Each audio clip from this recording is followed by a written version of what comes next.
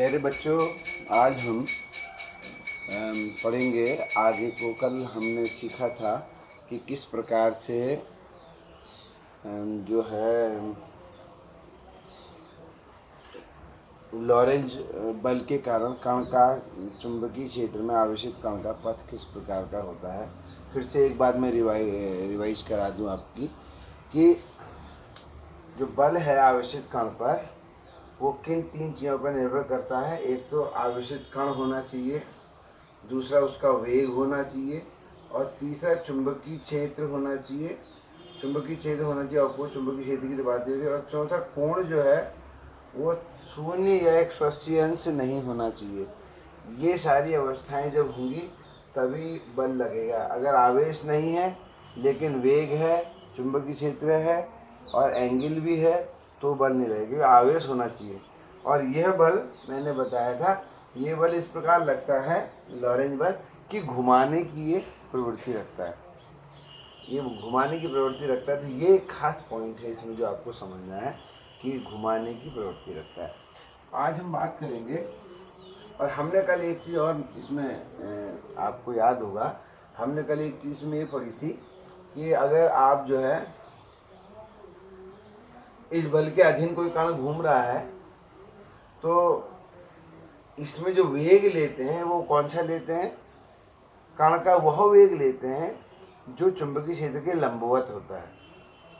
यानी कि अगर कण इधर को चल रहा है चुंबकीय क्षेत्र से तो हम इस v के दो घटक करेंगे, एक तो चुंबकीय क्षेत्र की ओर को और जो लंबवत। तो ये वाला जो घटक है, ये वाला घटक हमारा जो है वो माना जाएगा लंबवत घटक, और इसी के कारण ये घूमेगा और इसके कारण बल लगेगा ही नहीं, लॉरेंज बल नहीं लगेगा। तो ये भी एक बहुत इम्पोर्टेंट पॉइंट है समझने के लिए।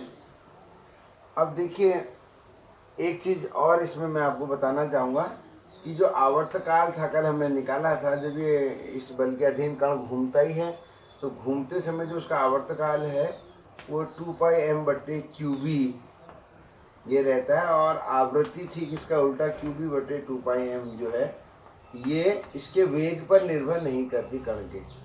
बस कण वही होना चाहिए।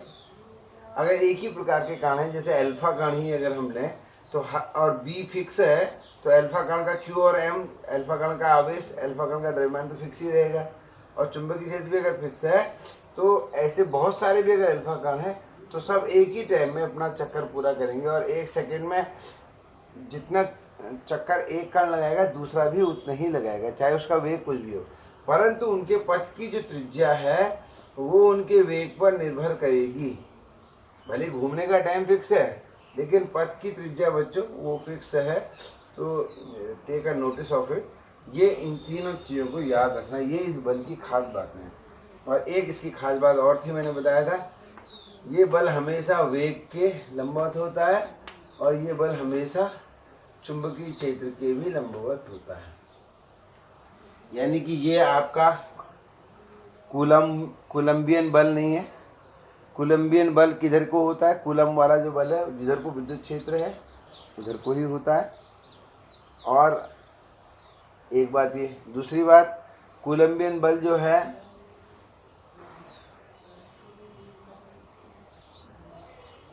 उसमें कण आवेशित कण अगर है तो वो जो है गतिमान हो जाता है, उसकी ऊर्जा बढ़ जाती है। इसमें ऊर्जा किसी प्रकार की नहीं बढ़ती, ये खास बात है। तो आपको बलों में आपस में कई प्रकार के हम, जैसे हमने कक्षा 11 में पढ़ा था गुरुत्वाकर्षण बल mg, वह बल भी जो है जब किसी वस्तु पर लगता है तो उसकी दिशा किधर की ओर को होती है? पृथ्वी की ओर को ही हम लेते हैं, या जो वस्तु जिसके कारण भी गुरुत्वीय त्वरण लग रहा है उसकी ओर को लगता है। और वह भी स्पीड बढ़ा सकता है, घटा सकता है, लेकिन ये बल कभी भी स्पीड बढ़ाने और घटाने वाला नहीं है, केवल घुमाने वाला बल है। अगर ये लगेगा तो घुमाएगा और नहीं लगेगा तो कोई बात ही नहीं।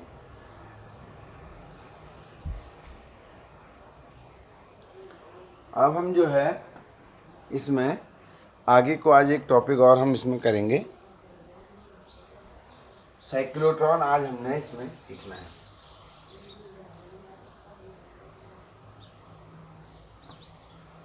साइक्लोट्रॉन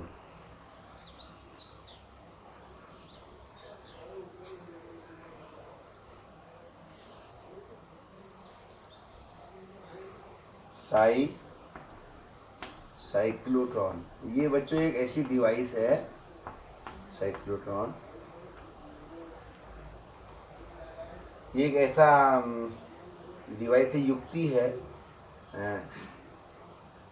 कि इसके प्रयोग से आप किसी कण को, आवेशित कण को एक्सेलरेट कर सकते हैं, अर्थात उसकी वेग में बढ़ोतरी करके आप एक बहुत तेज गति उसको दे सकते हैं। तो इसका उपयोग क्या हो गया, उपयोग साइक्लोट्रॉन का, ये कैसा दिखता है इसके बारे में बात करते हैं। इसका उपयोग है आवेशित कण, क्योंकि ज़्यादातर हमें प्रैक्टिकल पर्पजेज के लिए धन आवेशित कणों की जरूरत पड़ेगी। आगे इसका कारण क्या है हम आगे समझेंगे। आवेशित कणों, तो धन आवेशित कणों को भी लिख सकते हो, आवेशित कणों को उच्च वेग प्रदान करने के लिए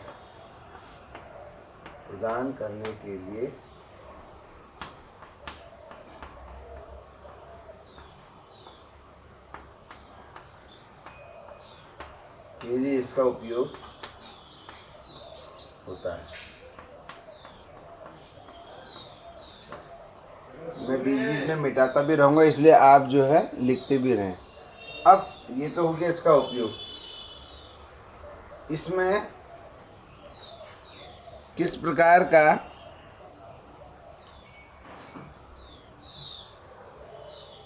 क्योंकि जब भी ये एक युक्ति है, उच्च वेग प्रदान करने के लिए इसका उपयोग किया जाता है। एक डिवाइस है, यह एक युक्ति है, यह एक युक्ति है। युक्ति किसे कहते हैं, डिवाइस को, कोई उपकरण को। तो ये एक प्रकार का उपकरण है। अब आप देखिए इसका जो है,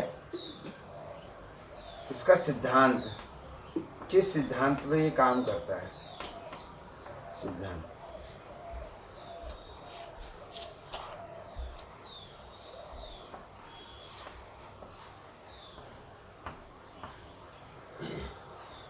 इसका जो सिद्धांत है वो दो जो नॉलेज है हमारी, जो हमने एक्वायर कर ली, हमने सीख ली हैं, उन दो नॉलेज का हम यहाँ पर प्रयोग करेंगे। तो वही इसके मुख्य सिद्धांत हैं। यह निम्न दो सिद्धांतों पर आधारित है। निम्न दो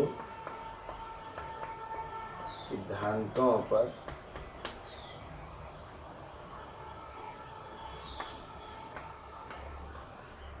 बोर्ड के लिहाज से इस बार इसको शायद हटाया गया है, अभी देख लेंगे, पर इसको हमें सीखना यूँ भी है क्योंकि हमको इसकी नॉलेज आनी चाहिए। इसमें जो है लॉरेंज बल का बहुत ही बढ़िया खूबसूरत प्रयोग इसमें साइंटिस्ट ने किया है। यह निम्न दो सिद्धांतों पर आधारित है। पहला तो ये है कि यदि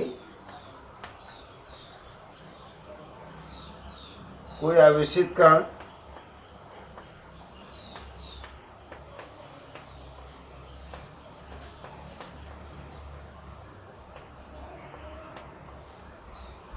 चुंबकीय क्षेत्र के लंबवत चलता है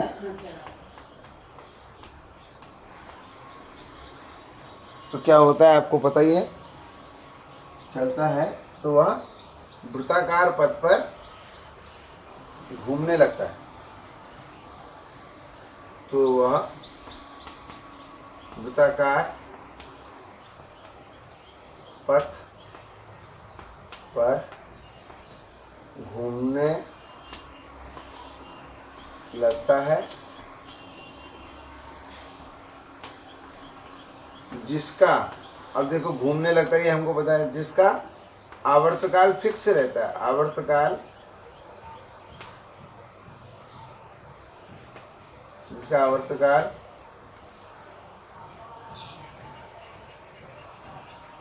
एक समान चुंबकीय क्षेत्र अगर है, एक समान चुंबकीय क्षेत्र में नियत रहता है, बदलेगा नहीं, पहले ही बता रखा है नियत रहता है।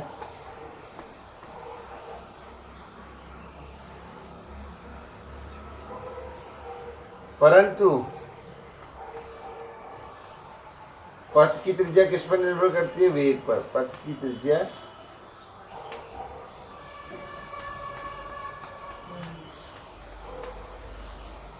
वेग पर निर्भर करती है, यानी कि एक तरीके से जो कल बताया था करती है। एक सिद्धांत तो बच्चों ये है, और दूसरा बात जो है वो क्या है,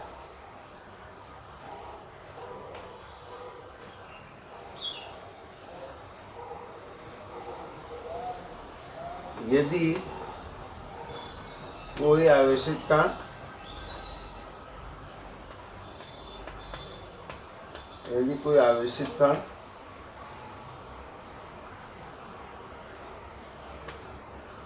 आवेशित कण Q किसी V विभवांतर से गुजरता है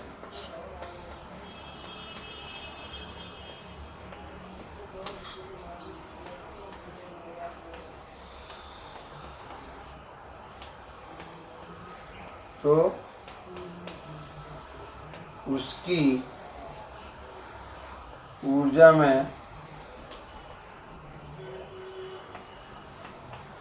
QV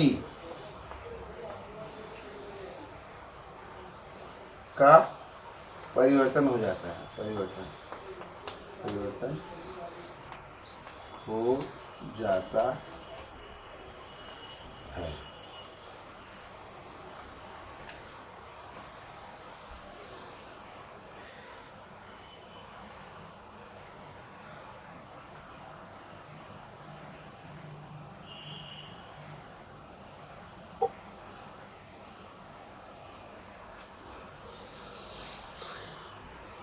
अब इन दोनों का, अब देखिए हम क्या करेंगे, एक आवेशित कण को घुमाएंगे चुंबकीय क्षेत्र की मदद से, और हर बार जब वो घूमेगा उसको किसी भी विभवांतर से गुजार देंगे ताकि उसकी ऊर्जा बढ़ जाए। ऊर्जा बढ़ जाएगी तो उसका वेग बढ़ जाएगा, और वेग बढ़ जाएगा तो उसके पथ की त्रिज्या बढ़ती जाएगी। ऐसे घुमाते रहेंगे और उसको ये विभवांतर पार कराते रहेंगे तो उसकी जो वेग है वो बढ़ता जाएगा, उसके पथ की त्रिज्या ऐसे बढ़ती जाएगी। ये दोनों व्यवस्थाएं जो हैं वो किस प्रकार से इस उपकरण में की गई, अब देखिए इन दोनों सिद्धांतों को फिर से एक बार मैं याद करा दूं कि अगर कोई कण चुंबकीय क्षेत्र के लंबवत चल रहा है तो घूमेगा, और घूमने में जो उसके पथ की त्रिज्या होगी वो उसके वेग पर निर्भर करेगी। अर्थात वेग बढ़ा, अगर हम ग्रेजुअली क्रमानुसार उसका वेग बढ़ाते जाएं तो उसके पथ की त्रिज्या बढ़ती जाएगी जलेबी की तरह, ठीक है। और लेकिन उसके घूमने का टाइम नहीं बदलेगा, यानी कि वो फिक्स टाइम बाद चक्कर लगाएगा। भले ही पथ की त्रिज्या उसकी इस प्रकार से घूमेगी, ऐसे ऐसे बढ़ती जाएगी, लेकिन उसके चक्कर लगाने का टाइम नहीं बदलेगा। क्यों? क्योंकि उसका वेग भी बढ़ता जा रहा है। ये काम चुंबकीय क्षेत्र करेगा, और जो है अब वेग बढ़ाने का काम विद्युत विभवांतर करेगा, विद्युत क्षेत्र करेगा। तो इन दोनों के लिए लेविंगस्टन, जो ये साइंटिस्ट थे दोनों, इनका नाम लेविंगस्टन है एक का, और दो साइंटिस्ट थे, इन्होंने जो लगाया इसमें दिमाग। तो इस प्रकार से देखो, मैं इसको, ये एक इस प्रकार का एक डी आकार का, एक ऐसा जो है एक मेटल का डी आकार का, एक जैसे अंग्रेजी का लेटर डी होता है उस शेप का एक खोखला एक वो लिया, क्या, एक कंडक्टर लिया, एक ये अंदर से खोखला है, तो इसका जो शेप है वो डी आकार का है। हमने इसको थोड़ा सा ट्रांसपेरेंट दिखाया ताकि हम इसके अंदर जब कण घूमे, कण को इसके अंदर घूमना है। और ऐसे ही एक दूसरा, दो डी आकार के हैं, ये दोनों एक दूसरे के आमने सामने रखे हैं।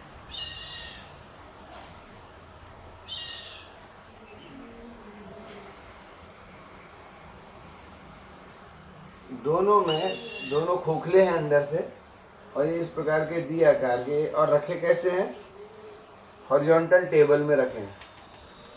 ये एक टेबल है, इसमें ये रखे हैं हॉरिजॉन्टल।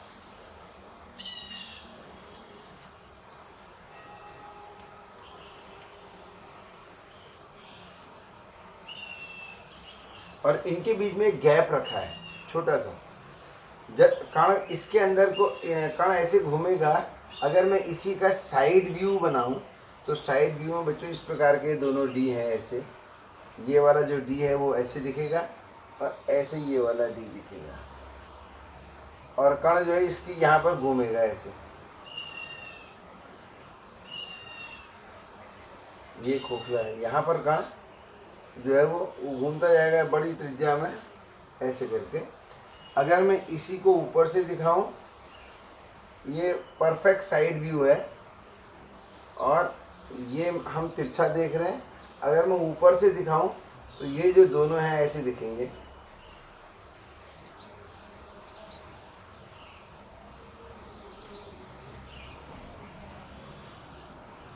ऊपर से देखने में ये चित्र जो है इस प्रकार का बनेगा।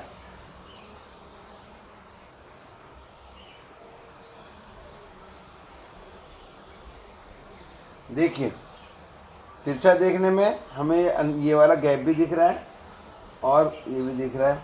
अगर मैं एकदम साइड से देखूं, यानी कि यहाँ से क्षैतिजतः देखूं, क्षैतिजतः टेबल के लेवल पे अपनी आँख रख के देखूं तो मुझे ऐसा दिखेगा, और अगर मैं ऊपर से देखूं तो इस प्रकार का ये दिखेगा।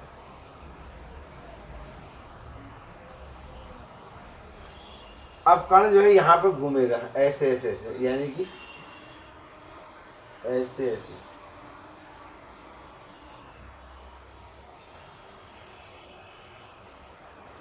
और यहाँ पर टारगेट को हिट करेगा। यहाँ पर एक विंडो बनी होगी इसमें, इस जगह पर, इससे बाहर को ये निकल जाएगा कण। मुझे लग रहा है कि आपकी समझ में ये आ रहा होगा। ये है ऊपर से, ये है क्षैतिजतः देखने में, क्षैतिजतः जो चित्र है वो ये है, और ये है तिरछा देखने में। अब चलिए, यहाँ पर मान लिया हमने आवेशित कण उत्पन्न किया। यहाँ पे जो गैप है इसको जी कह देते हैं। इस गैप में बीचों बीच में ये कण उत्पन्न किया जाएगा इस जगह पर, यानी कि यहाँ पर ये कण जैसे ही उत्पन्न किया जाएगा, ये मेटल के खोखले डी हैं। खोखले डी इसलिए लिए गए हैं ताकि एक बार कण इसके अंदर घुस जाए, तो आप जानते हैं खोखले चालक के भीतर विद्युत क्षेत्र शून्य होता है। तो हम यहाँ पर विद्युत क्षेत्र लगा रहे हैं। विद्युत क्षेत्र हम कैसे लगाते हैं, यहाँ पर एक ऐसा विद्युत क्षेत्र हम लगा देते हैं जो पीरियोडिक है। यानी कि ये विद्युत क्षेत्र क्या करेगा, विद्युत क्षेत्र क्या करता है बच्चों, विद्युत क्षेत्र में एक धन सिरा होता है, एक ऋण सिरा होता है। धन से ऋण की ओर को विद्युत बल रेखाएं दिखाई जाती हैं। तो इसी प्रकार से इन दोनों के बीच में एक उच्च विभवांतर, यह है एसी विद्युत क्षेत्र है, एसी। मान लो जिस समय ये कण यहाँ पर उत्पन्न हुआ, ये कण जिस समय यहाँ पर उत्पन्न हुआ, उस समय मान लिया ये एसी, ये धन था, और ये ऋण था, ये धन था। क्योंकि ये आवेशित कण जो है, हम धनावेशित कणों को इसमें ऊर्जा प्रदान करते हैं, तो ये जो कण होगा धनावेशित है। जैसे ही ये उत्पन्न हुआ, और अगर उस क्षण ये वाला जो डी है ऋणावेशित है, तो ये इसकी ओर को उसको ऊर्जा मिलेगी, ये गतिमान हो जाएगा और इसके अंदर ये जाएगा। और यहाँ से यहाँ जब तक ये इस गैप के बीच में है तब तक इसकी स्पीड बढ़ेगी, और एक बार ये इसके अंदर चला गया तो फिर ये जो भी स्पीड इसकी है, अब यहाँ पर इस पर कोई विद्युत क्षेत्र एक्ट नहीं करेगा। यहाँ पर ये सीधे एक समान विद्युत क्षेत्र से जाएगा। ठीक है। और ये जो एसी है ये बदलता रहेगा। अभी ऋण है, धन है, थोड़ी देर बाद ये धन हो जाएगा, फिर ये ऋण हो जाएगा, फिर ये ऋण हो जाएगा, फिर ये धन हो जाएगा, फिर ये धन हो जाएगा, फिर ये ऋण हो जाएगा। ऐसा जो है साइकिल चलती है, इसमें साइकिल चलती रहेगी। ये एसी की ये खास बात है, इसको आप सही से दिमाग में बैठा लीजिए। अब क्या होगा, हमने यहाँ पर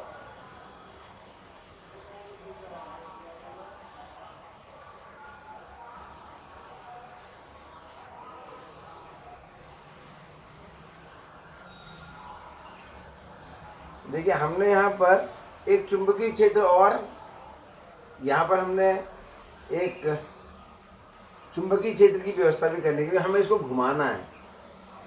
तो चुंबकीय क्षेत्र हमने कैसे लगाया, यहाँ पर एक मैग्नेट का पोल होता है, वो हमने लगा दिया।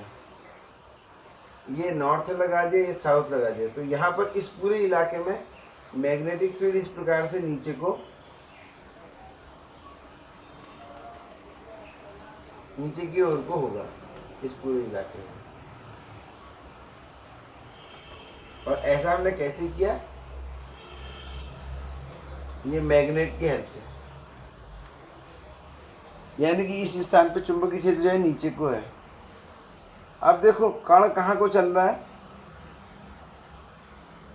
लेफ्ट हैंड का इसमें प्रयोग होना है। देखिए चुंबकीय क्षेत्र है नीचे को और कण ऐसे गया है, चुंबकीय क्षेत्र अंदर की ओर को बल इस प्रकार से लगेगा। तो इसके कारण क्या होगा, जैसे ही ये चुंबकीय क्षेत्र है तो ये सीधे अंदर को नहीं जा पाएगा, ये यहाँ से घूम जाएगा। क्यों घूम जाएगा, क्योंकि इस पर चुंबकीय क्षेत्र बल लगा देगा। और चुंबकीय क्षेत्र बल लगाने के बाद ये वापस हो जाएगा, फिर घूम के इसी गैप में आ जाएंगे। और जैसे ही इस गैप में आएगा फिर विद्युत क्षेत्र फिर एक्ट करेगा। अब अभी ये ऋण था, ये धन था, अब इसकी टाइमिंग और इसके घूमने की टाइमिंग दोनों जो है मैच करती हैं। इसको हम कहते हैं, इनमें एक साम्य है, इन दोनों की स्पीड में एक साम्य।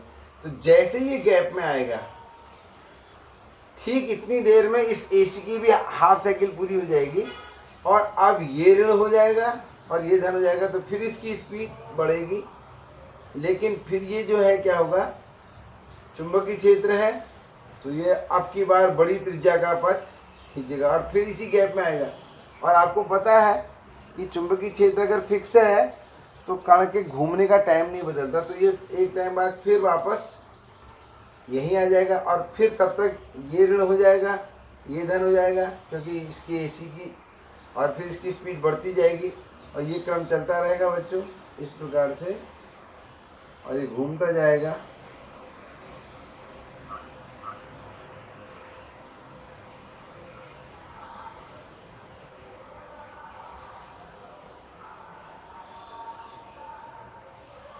यहाँ पर हमने विंडो यहाँ की, क्योंकि इस वाले में उल्टा घूम रहा है, हमने यहाँ पर विंडो बनाई हमने।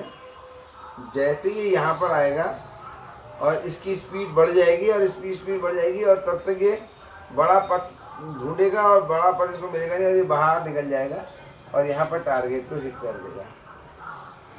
हमें किसी टारगेट को हिट करने के लिए हमने इसको स्पीड अप किया है। तो इस प्रकार से आपने देखा कि किस प्रकार से साइक्लोट्रॉन ने काम किया। अब अगर आप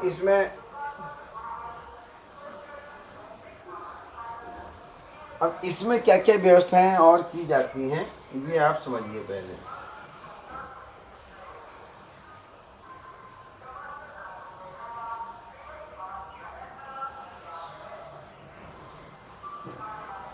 मैग्नेटिक फील्ड हमने ये जो मैग्नेट के ध्रुव हैं, चुंबकीय ध्रुव, इनकी मदद से नीचे को लगा रखा है।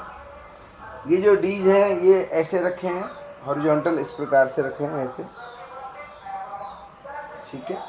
और हमने ये जो एसी जो ये लगा रखी है, इसकी जो फ्रीक्वेंसी है और कण के घूमने की फ्रीक्वेंसी एक ही रखी है। कण मान लिया, कोई कण होगा तो इसका जो घूमने की फ्रीक्वेंसी क्या होगी आपको पता है, QB/2πm। बी हमें पता है, कण अगर पता है तो इसका Q/m भी हमें पता होगा, मास और इसका चार्ज और आवेश इसका पता होगा।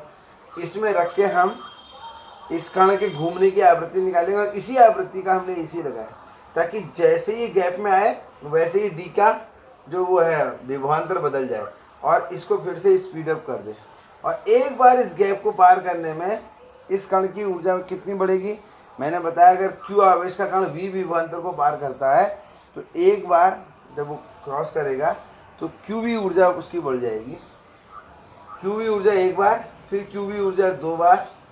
यहाँ पर वी इसके विभवांतर है, इनके बीच का जो मान लिया ये 10,000 वोल्ट का अगर विभवांतर है तो प्लस माइनस होता रहेगा, लेकिन इसके बीच में 10,000 वोल्ट का विभवांतर हर समय लगा रहेगा। और आवेश कण का अगर क्यू है तो 10,000 तो हो गया, 10,000 तो हो गया विभवांतर क्यू, और आवेश कण का क्यू है तो इतनी ऊर्जा हर बार बढ़ जाएगी इसकी 10,000 क्यू ऊर्जा एक बार गैप पार करना है। क्योंकि एक चक्कर में 2 बार गैप को पार कर रहा है तो एक पूरे चक्कर में 2 Q V, Q into V ऊर्जा इसकी बढ़ जाएगी। अगर इसने ऐसे 20 चक्कर लगाए तो 40 क्यू वी इसकी ऊर्जा बढ़ जाएगी। और इसकी ऊर्जा बढ़ने का माने इसका वेग बढ़ेगा। तो हम बता सकते हैं बाहर को ये अगर मान लिया कि कण बाहर को वी वेग से निकला जो मैक्सिमम वेग होगा तो इसकी गति ऊर्जा कितनी होगी, हाफ एम वी मैक्सिमम का स्क्वायर, और ये बराबर किसके होगा, जितने भी इसने राउंड लगाएगा, इसने एन राउंड लगाए तो एन इंटू 2 क्यू वी, क्योंकि मैंने कहा था एक राउंड में ये जो वी है ये विभवांतर है और ये वी जो है वेग है। आप चाहें तो इस वी को थोड़ा सा बड़ा लिख लें। तो इस प्रकार से मैं इसका वेग निकाल सकता हूँ, ये कितना वेग इसका होगा। मुझे लगता है कि आपकी समझ में टॉपिक आ गया है। इसकी क्रिया विधि जो है आप अपनी बुक से देख के लिख लेंगे, क्योंकि ये टॉपिक वैसे हटा दिया गया है जस्ट फॉर नॉलेज पर्पज। मैंने आपको ये बताया है कि साइक्लोट्रॉन जो है, अच्छा इसमें एक चीज़ और करनी पड़ेगी। आप जानते हैं कि इसमें बहुत छोटे छोटे कणों को हम घुमाएंगे तो अगर इसमें वायु होगी इस चैम्बर के अंदर, ये पूरा जो चैम्बर है ये वैक्यूम इसमें क्रिएट किया जाता है। क्यों वैक्यूम क्रिएट करते हैं, क्योंकि अगर वैक्यूम क्रिएट नहीं करेंगे तो ये जो कण है घूमते समय अन्य कणों से टकरा जाएंगे और जहाँ पर हम उसका इंतजार कर रहे हैं टारगेट में वहाँ तक पहुँचेंगे नहीं, क्योंकि ये अन्य कणों से टकरा के अपनी ऊर्जा का स्थानांतरण कर देंगे। तो इसलिए इस चैम्बर के अंदर, जिस चैम्बर में ये एक्सपेरिमेंट ये कण को त्वरित किया जा रहा है, इस चैम्बर में हम जो है उच्च निर्वात उत्पन्न कर देते हैं। उच्च निर्वात यानी कि इसकी हवा को चूसक पंपों के द्वारा बिल्कुल निकाल दिया जाता है। तो अब मुझे लग रहा है इसका काफ़ी हद तक आपके समझ में ये आ गया होगा। और क्योंकि इसके घूमने का जो आवृत्ति है और जो एसी की आवृत्ति है ये एक ही रखी जाती है, ये दोनों की एकदम मान लो अगर इसकी आवृत्ति 10,000 चक्कर प्रति सेकंड है तो 10,000 चक्कर प्रति सेकंड का एसी भी हमें लगाना पड़ेगा। तो दिस इज योर साइक्लोट्रॉन, कि किस प्रकार से साइक्लोट्रॉन में जो है आवेशित कणों की ऊर्जा बढ़ाई जाती है। मुझे लग रहा है कि आपकी समझ में आया होगा। अगर इससे रिलेटेड कोई क्वेश्चन है, थोड़ा सा बुक भी आप देख लीजिएगा, इससे रिलेटेड कोई क्वेश्चन है तो आप मुझसे वो क्वेश्चन ज़रूर पूछिएगा, ठीक है। कुछ बच्चों के क्वेश्चन तो आ रहे हैं लेकिन सारे बच्चे नहीं पूछ रहे हैं, तो अगर आप पूछेंगे नहीं तो आप जान नहीं पाएंगे। तो आज का ये टॉपिक है इतना ही, मैं कल फिर आपको दूसरा वीडियो इसका भेजूँगा।